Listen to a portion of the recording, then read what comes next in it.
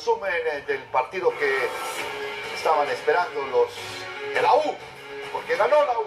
Partido importante, sobre todo tomando en cuenta que los dos equipos están luchando por no descender. Universidad con 3 modificaciones, Douglas Marte, Fernando Valladares y Juan Carlos Moscoso. Y en el caso de Atlético Marte, 4, Eduardo Merino, Gustavo López, Josué Cheguel y Danilo Céspedes. Carente de emoción, especialmente en los primeros 45 minutos. Carlos, que Tulos le ha dado buena fisonomía al ataque, no más rapidez al equipo universitario.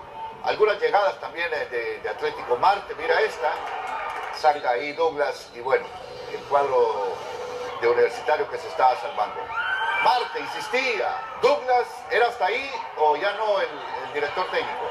Bueno, si perdía ya era una ficha cantada que se iba. Bueno, ok. Y aquí, ahí está el gol. El único gol del partido, Fernando Valladares, minuto 56.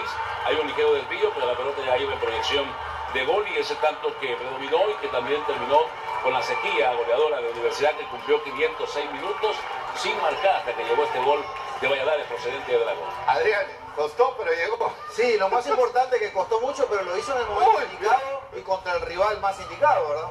Sí, prácticamente pues... Este partido era importantísimo para los dos y la U no había hecho goles, no había sumado y hoy suma ya 3, es importantísimo.